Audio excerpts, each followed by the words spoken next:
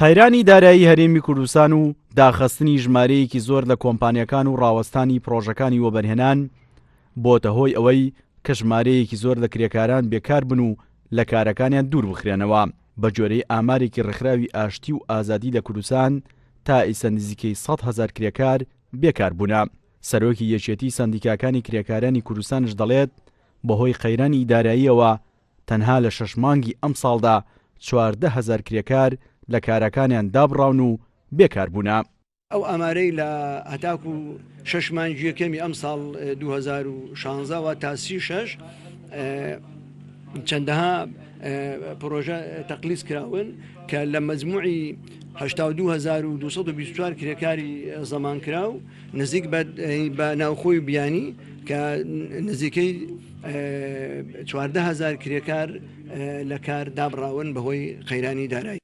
ڕێکخراوی ئاشتی و ئازادی لە کوردستان کە بە هاوکاری ڕێکخراوی ملەتی نەروێژی لێکۆڵینەوەیەکی لەسەر ڕەوشی کرێکاران و مافی کرێکاران لە 6 پارێزگای عێراق ئەنجام داوە بە جۆرەی وتەی بەڕێوەبەری ڕێکخراوی ئاشتی و ئازادی لە کوردستان کە لە دەرئەنجامی ئەو توێژینەوەدا بۆی دەرکەوتووە.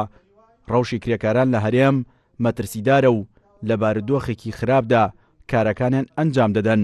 ئەمە سەرباری کەمی کرێی کرێکاران و نەبوونی بیمەی کۆمەڵایەتی بۆیان. لە ڕاستیدا ڕەوشەکە دڵخۆشکەر نییە و مەترسیدارە بە تایبەتی لەم قۆناغەدا کە قۆناغێکی قەیراناویە لەلایەک کرێکاران زمانی اجتیماعیان نییە لەلایەک کرێی کاریان لە کرێی ڕۆژانیان لە ڕاستیدا زۆر کەمە بەراورد بە واقعی کە هەیە. سێەم ئەوەیە کە بە ژمارەی زۆریان کارگەکان دادەخرێ کۆمپانەکان دادەخرێ زیاتر بەپی ئەو ئامارانەی هەیە زیاتر لە 100,000 کرێکار بێکار بوونە لەم دۆخە قەیراناویە.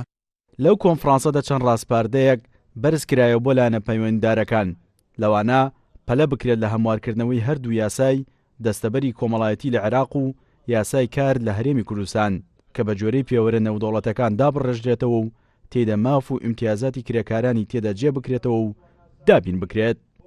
سیروان حوسێن، کورسات نیوز، هەولێر.